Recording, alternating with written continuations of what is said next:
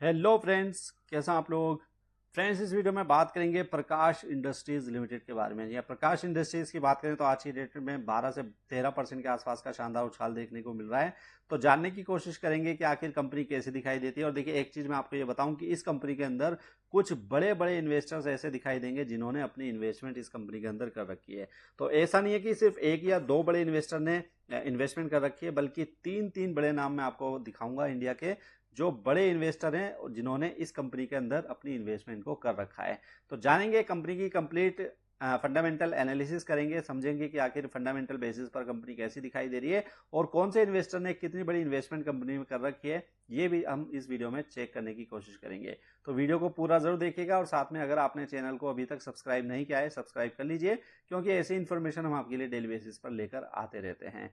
तो चलिए बात करते हैं प्रकाश इंडस्ट्रीज लिमिटेड के बारे में। अब देखिए, कंपनी का करंट प्राइस में बात करूं, 234 के आसपास हमें कंपनी का करंट प्राइस देखने को मिल जाता है और आज की डेट में 12% के आसपास का शानदार उछाल हमें स्टॉक में देखने को मिल रहा है। कंपनी की मार्केट कैप की बात करें, 4183 करोड़ रुपए के आसपास की कंपनी की मार्केट कैप हमें देखने को मिल जाती है। 52 वीक हाई की बात करें 234, यानी कि अभी का जो प्राइस हमें देखने को मिल रहा है कंपनी का, 52 वीक हाई हमें देखने को मिल जाता है। 52 वीक लो की बात करें 113 रुपए के आसपास भी कंपनी हमें दिखाई देती थी एक साल पहले के पीरियड पे हमें।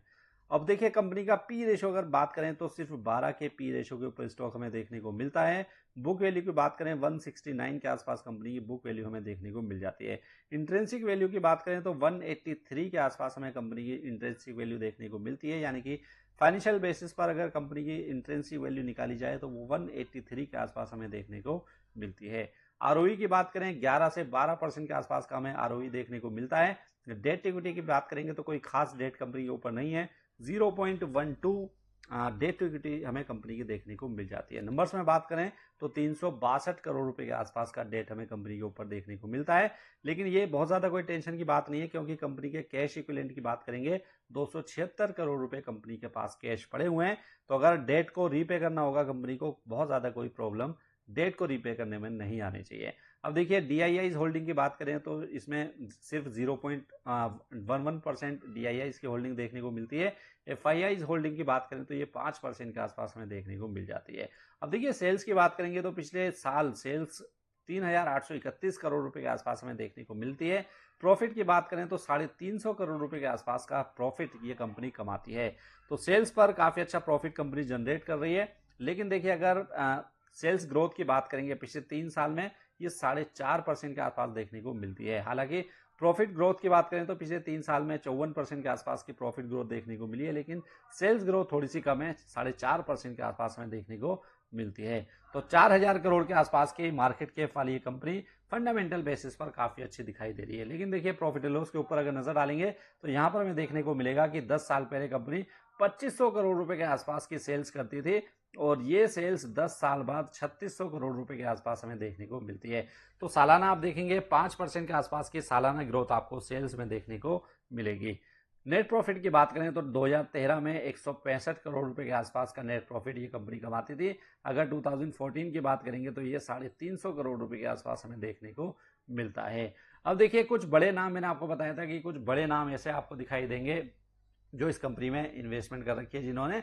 उससे पहले मैं आपको ये दिखाता हूं कि कंपनी की डेटर्स डेज, यहां पर ये देखिए, डेटर्स डेज सिर्फ 8 हमें यहां पर दिखाई दे रहे हैं, जो कि बहुत बड़ा पॉजिटिव साइन है इस कंपनी के लिए, क्योंकि ये कंपनी जितनी भी सेल करती है 8 से 10 दिन के अंदर अंदर कंपनी के पास सारा पैसा उसका आ जाता है। तो सेल से 8 से 10 दिन के अंदर अंदर कंपनी को उनकी पेमेंट मिल जाती है। तो ये एक बहुत बड़ा पॉजिटिव साइन हमें इस कंपनी का देखने को मिल जाता है। बात करते हैं कि कौन कौन से बड़े इन्वेस्टर्स ने इस कंपनी में पैसा लगा रखा है। सबसे पहले तो देखिए, प्रमोटर्स की हिस्सेदारी की बात करेंगे, ये 44% हमें देखने को मिल जाती है। और इसके बाद अगर बात करें तो पब्लिक शेयर होल्डर्स 50% के आसपास, 50% से ज्यादा आपको पब्लिक शेयर होल्डर्स की इन्वेस्टमेंट इस कंपनी के अंदर देखने को मिलती है। अब बड़े इन्वेस्टमेंट की बात करेंगे तो यहाँ पर देखिए, पब्लिक शेयर होल्डर्स के अंदर आप जाएंगे तो यहाँ पर आपको देखने को मिलेगा कि देखिए, 2021 में इस कंपनी के अंदर राकेश झुंझुनवाला ने भी इन्वेस्टमेंट कर रखा था 1.4% का। जी हाँ, 1.4% हिस्सेदारी आपको राकेश झुंझुनवाला के पास भी दिखाई देती है, लेकिन उसके बाद उन्होंने उसमें से एग्जिट कर दिया। फिलहाल आप राकेश झुनझुनवाला के पास कोई भी हिस्सेदारी हमें कंपनी में दिखाई नहीं दे रही है।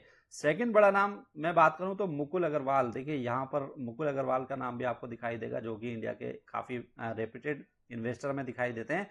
इनकी अभी भी इस इन्वेस्टमेंट इस कंपनी के अंदर बनी हुई है और यहाँ पर देखिए 1.4% के आसपास की हिस्सेदारी आपको मुकुल अग्रवाल की भी देखने को मिल जाती है। तीसरा बड़ा नाम आपको यहाँ पर डोली खन्ना का दिखाई देगा। डोली खन्ना की बात करें तो डोली खन्ना ने भी 1.19% के आसपास की हिस्सेदारी इस कंपनी के अंदर ले रखी है। तो तीन बड़े नाम मैंने आपको बता दिए, राकेश झुनझुनवाला, मुकुल अग्रवाल, डोली खन्ना। इन तीनों की इन्वेस्टमेंट हमें कहीं ना कहीं इस कंपनी के अंदर देखने को मिलती थी। मुकुल अग्रवाल, डोली खन्ना ने अभी भी इन्वेस्टमेंट कर रखी है और राकेश झुनझुनवाला की अब हमें इन्वेस्टमेंट इसमें देखने को नहीं मिलती है। 2-3 साल पहले इन्वेस्टमेंट राकेश झुनझुनवाला की इस कंपनी के अंदर देखने को मिलती थी। तो कहीं ना कहीं प्रकाश इंडस्ट्रीज, बड़े बड़े नाम आपको इस कंपनी में दिखाई दे रहे हैं जिन्होंने इन्वेस्टमेंट कर रखी है और फंडामेंटल बेसिस पर भी काफ़ी ठीक ठाक कंपनी दिखाई दे रही है। सिर्फ 12 के पी रेशियो के ऊपर स्टॉक आपको देखने को मिल जाता है। और इंट्रिंसिक वैल्यू की बात करेंगे तो इंट्रिंसिक वैल्यू भी काफ़ी ठीक है, 183 के आसपास हमें देखने को मिलती है। तो आप इस कंपनी को, अब देखिए ऐसा नहीं है कि आप कल ही इस कंपनी को खरीद लें, इस कंपनी के ऊपर नजर रखिए और मुझे लगता है कि अपनी इंट्रिंसिक वैल्यू के आसपास ये स्टॉक आ जाए 170-80 रुपए के आसपास, तो वहां पर एक ठीक ठाक प्राइस रहेंगे इस कंपनी में इन्वेस्टमेंट करने के लिए। तो उम्मीद करता हूं आपको ये वीडियो अच्छी लगी होगी। वीडियो अगर अच्छी लगी तो इसको लाइक करना मत भूलिएगा। मिलते हैं नई वीडियो में, जब तक के लिए गुड बाय।